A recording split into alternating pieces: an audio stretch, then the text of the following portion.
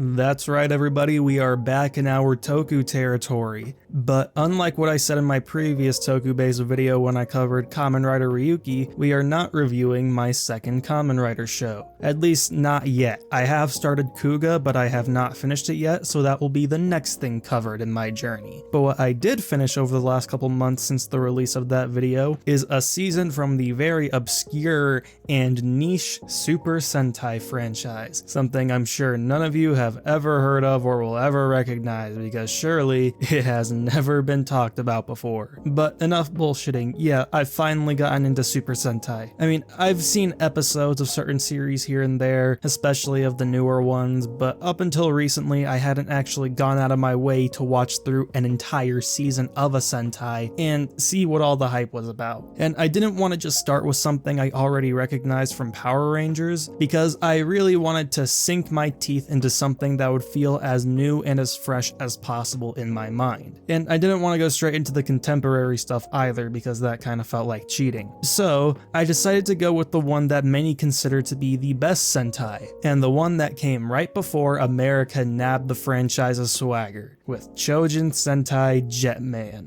the Sentai team about birds. Birds and planes to be specific, but mostly birds, because, you know, the costumes and Megazords are bird-based, the fucking weapons are bird. You get the picture. Jetman is the 15th season, which comes right after Earth Squadron 5-Man and right before Dinosaur Squadron Zyuranger, which, as many of you know, is the season that got adapted into Mighty Morphin Power Rangers. So Jetman comes right before that. Jetman follows a military operation known as Skyforce that infuses this cosmic radiation force known as Birdonic Waves into select soldiers to turn them into superpowered rangers known as the Jetman. The first to be infused with this radiation is our Red Ranger Ryu and his girlfriend Rie, but an accident happens that ends up killing Rie and destroying the Birdonic Wave machine. And now the only other people that they can trust to become fellow Jetmen are humans back in Japan that were struck by the energy. This includes our Yellow Ranger Raita, a farmer, our Blue Ranger Akko, a high school girl, our White Ranger Kaori, the daughter to a rich family, and our Black Ranger Guy, a lonesome biker and wanderer. Together they fight against the Virem, an alien species aiming to conquer all dimensions who may or may not have transformed Ryu's dead girlfriend into one of them, which is one of the primary plot points of the series. Now that's about all the plot summary you need for this show, if you needed one to begin with, so let's talk about my thoughts on it as a whole. Overall, Jetman is a pretty damn good show.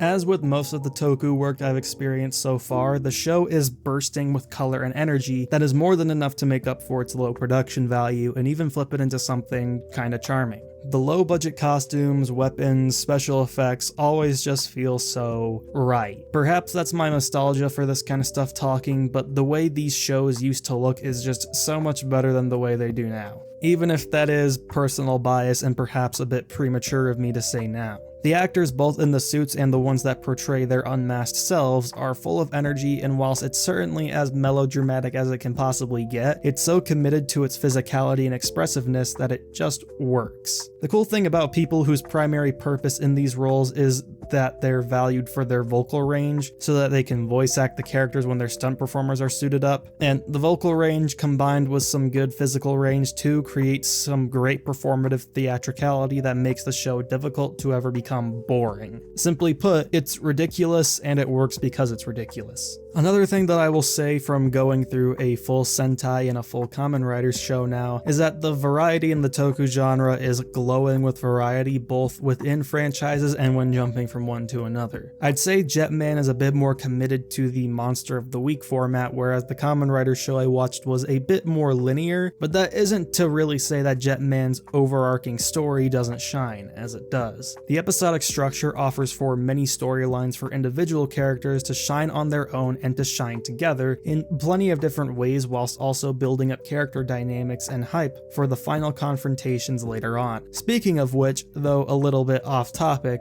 I really like this robot guy right here. He likes to smoke cigars and listen to music even though he doesn't have any lungs, or ears, and I think it's the funniest and coolest shit ever. Put more smoking robots in your TV shows, guys. This is what Japan has over you, Hollywood. This guy is literally me, most hopeless romantic evil person in anything. I would kick it with him. He practically all he does is kick it with my favorite characters in the show sometimes. The dude rocks, okay? He's really cool. He is probably the only villain I became truly invested in, as he and Rie's characters were the only ones consistently given lots to do throughout the season, whereas our main villain Radike, while still being entertaining and pushing the theme of the show forward, kinda just stands as a pretty standard evil guy. There was a quick arc where they give him some humanization by quite literally turning him into a human and showing how the humanity within him could redeem his evil. But once that ends, we never go back to it. He's just evil for the rest of the show. He's not a bad villain,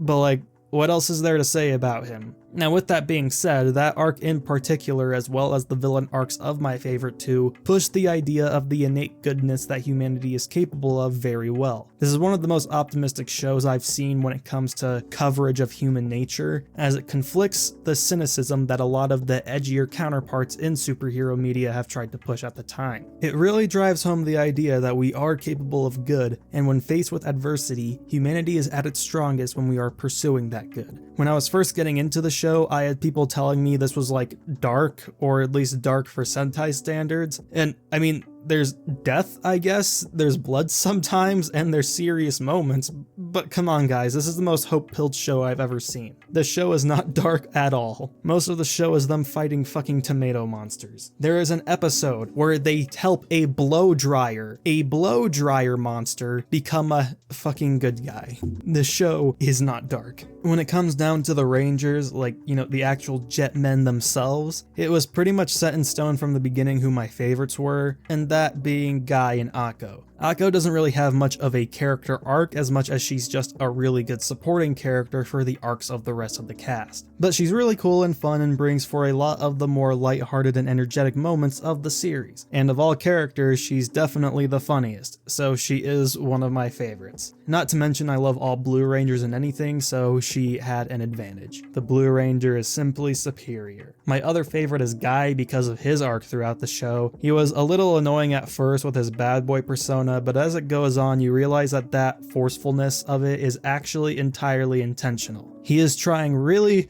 really hard to be seen as stoic and hardened, but that's just not the person he is. He's soft, emotional, and kind-hearted, and yet he's not vulnerable enough to truly let anyone see it because he believes it's his weakness. This leads to him acting out on his own a lot to prove his independence, which usually comes as a detriment and brings forth a lot of issues. But when he goes out and fights for the sake of his friends, that's when his judgment is no longer clouded. Throughout the show, you really get the feeling that the Jetman is all this guy really has left. This is his one chance to prove that his life can actually be valuable in some way to people, because he's spent his whole life solo and aimless, doing absolutely nothing of value. This is his one chance to prove that wrong, and while he takes it for granted plenty of times, he can never let it go. It's also why I found his conclusion in the series to be the most touching, as it hammers home the lack of need he had to continue going on in life now that his purpose in the world was complete. It's going to be really hard for any Sentai character to top Guy for me. This dude just set a standard that I was not expecting.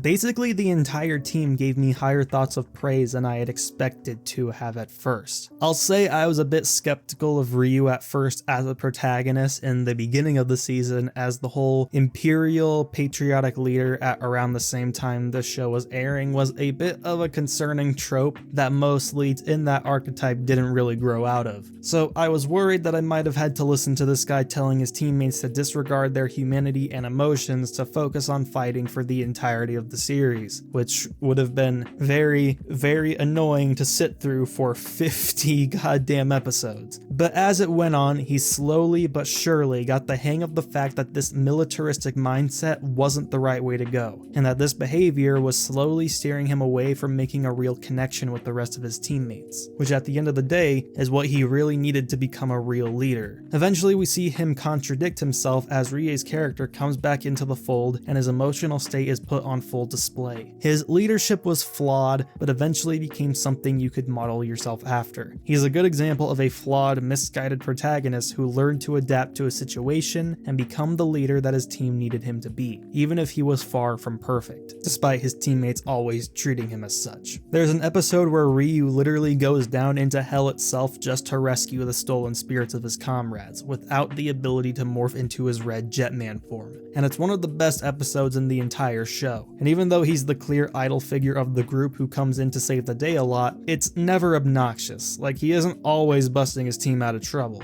Sometimes he's the one getting them into trouble and therefore needs to be the one to get bailed out by Guy, Akko, Raida, or someone else. So I appreciate that they never overly glaze Ryu at the detriment of the other members. Kaori was the one character I was just a little iffy on for a lot of the show, mainly because she's one of the few characters in the cast that was sidelined a bit too much for the sake of her male counterparts. Akko had a lot of independence from the rest of the team, but Kaori felt more like a display of rich girl stereotypes, whose biggest character trait was the fact that she was in love with Ryu, then Guy, then Ryu again. And I don't know, it kind of felt like they put too much into her romantic relationships to the point where she lost any independence she once had as a character. That isn't to say she didn't have episodes or moments, she certainly did, but the romance plots with her were very overbearing, especially since it almost always brought out the worst in the other characters. Guy, Ryu, and weirdly enough, Raida all brought out their most annoying and toxic traits whenever Kaori was involved. Especially Raida, because like him suddenly being head over heels for Kaori when he already had a previously established romance with one of the supporting characters, like that was just a very odd decision to me. Especially because it never even went anywhere, like the two of them didn't interact that much, and yet Raida was comically obsessed with her at the most random times. So it was just odd. Of course, I still liked Raida a lot. He wasn't my least favorite Jetman or anything. In fact, he was probably one of the more entertaining characters to follow, but that choice specifically just added for a lot of confusion in my mind because it was just unnecessary and didn't do anything for Raita as a character, rather than just feeling like something that just kind of happened for a bit and then just got disregarded. Like, the guy wasn't even in consideration by Kaori. He was just kind of a footnote, I guess, which is kind of sad. But even with those concerns and issues I had, they're very minuscule in comparison to the amount of fun and excitement I had whilst watching Jetman. It's no exaggeration to say that this is one of the most hopeful and optimistic shows I've seen in a while, as everything from start to finish chooses to believe in the goodness of humans and mankind, while stomping out any and all cynicism that could be thrown at it. Yeah, whatever, call it childish, generic, unrealistic, but what the hell do you expect? These shows are meant to give young people someone to look up to, and if it got me as excited as it did as a 20-year-old, I'm sure it worked plenty for people even younger than that. The final 5 or so episodes have some of the most impressive writing and storytelling I think you could find out of a Villain of the Week series, especially one that consists of episodes that are only 20 minutes long, and even in spite of that, in spite of the turbo fast pace, all the action and character arcs have more than enough time to satisfy you and leave you full by the end. Chojin Sentai Jetman is a fantastic show, and it leaves me extra excited for when I start getting into more Sentai shows now, as I plan on getting through as many of them as I possibly can this year. Will I catch up to the new season? Probably not in 2025, but eventually I will. I want to thank all of you for watching this video if you did watch all the way to the end. If so, thank you a lot. Leave a like down below if you did enjoy the video from start to finish, and subscribe to the channel because we are just a few dozen more subscribers away from 10,000, which is